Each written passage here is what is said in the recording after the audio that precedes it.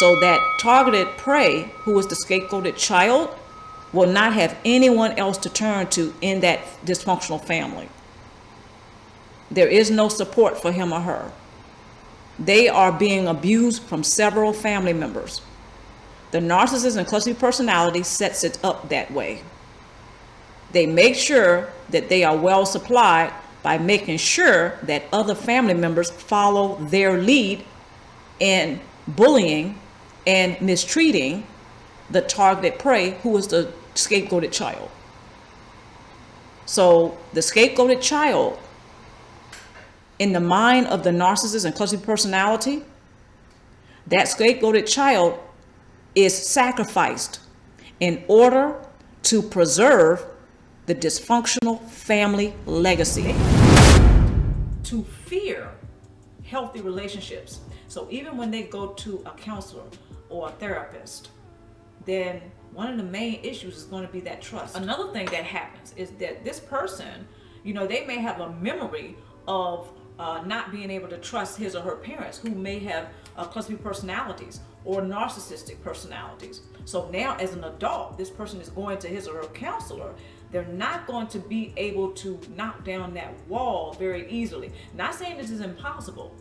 It's just going to be a little bit challenging, because that person who's dealing with the counselor or the mentor or the life coach or even a clergyman, somebody, or clergy woman, right? Someone that you would think that they would trust, especially after maybe a few years of having that relationship established. No, it's going to still be tough, because that person, in the back of his or her mind, or in their subconscious mind, they still remember not being able to trust mom or dad. A lot of narcissistic parents, they groom their children to behave and think a particular way. So therefore, certain emotions are going to be experienced, such as anger, maybe even sadness, right? And then the child, as they grow, they're probably going to move into a state of depression and a state of anxiety. Anyway, what happens is that due to the grooming process, the narcissist and a cluster personality parent has taught their child to fear people and don't trust people who are not the narcissistic parents. This is where it gets a little twisted. The narcissistic parents, they're doing a lot of things, and they're saying a lot of things that proves that they're not trustworthy. The child internalizes that. In the subconscious mind of the child, somehow they know not to trust mom and dad, but they want to trust mom and dad because that's mom and dad. There's a connection. There's a strong connection, maybe even trauma bonding. So when that child grows up into an adult and they go see a counselor, a mentor, or a life coach, someone who proves to be trustworthy, that particular programming in the subconscious mind that says mommy and daddy is not to be trusted, but I want to trust them, that same signal is going to, or that same alert or that same triggering is going to happen. That same message in the subconscious mind will be alerted. So therefore, the person who goes to a counselor, who has childhood trauma, who has narcissistic parents, anyone in their personal life who proves to be trustworthy, who proves to themselves to be able to have a healthy relationship with him or her, right? They're going to be pushed away. I know it's kind of twisted how that happens, but it usually happens. Not all the time, but a lot of the times it happens because we gravitate towards what's familiar. Look at the description box below for self-regulatory processing and also cognitive processing therapy. All right, so this has a lot to do with what I'm talking about here. When the narcissistic parent or the cluster B personality parent grooms their child to not trust anyone, even if they're trustworthy. The narcissist wants that child or those children all to themselves for the narcissistic supply.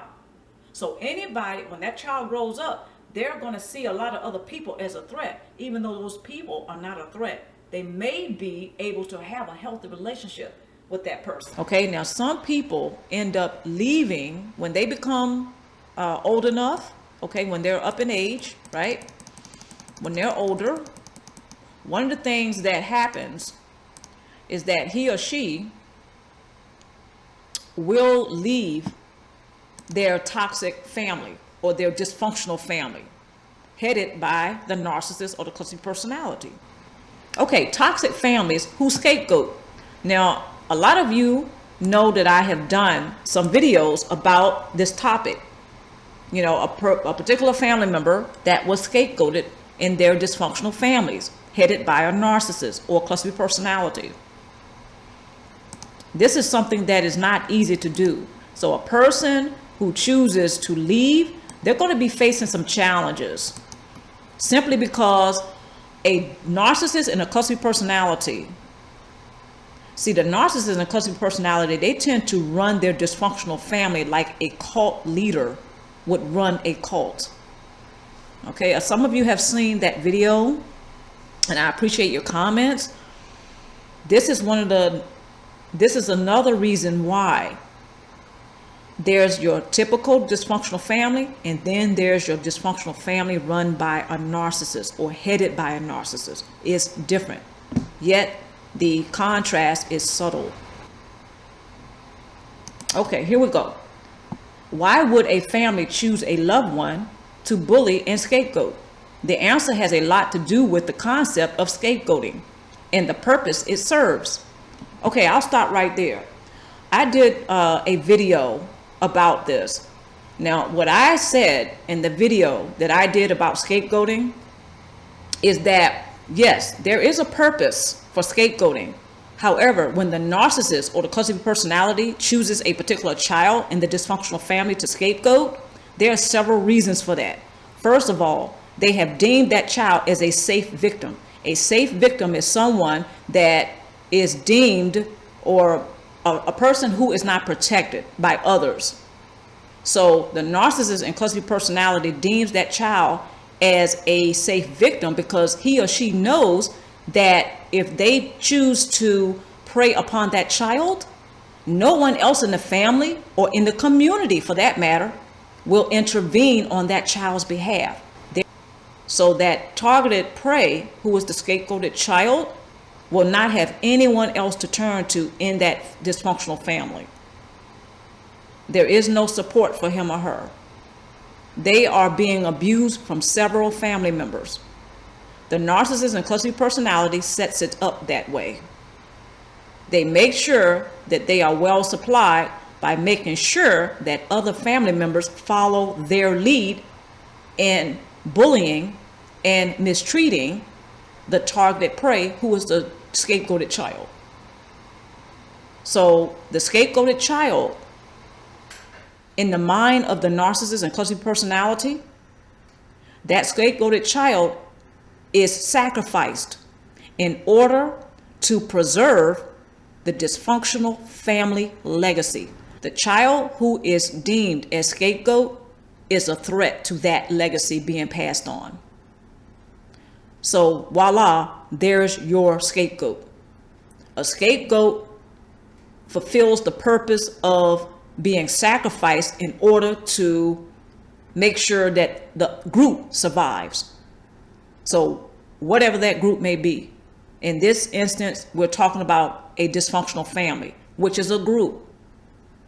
So the child who is deemed as a scapegoat has been sacrificed in order for the rest of the group to survive, which is the dysfunctional family. So I know that sounds twisted and I know that sounds pretty grim, but when you look up the word scapegoat, look up the definition, you would then understand what I just stated.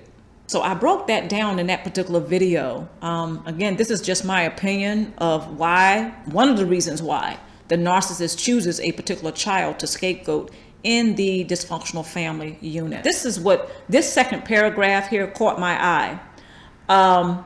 There was something in it that I disagreed with. Now I'll just go ahead and start reading the paragraph. Incredible as it might seem, there are families that scapegoat a loved one, even into and including adulthood.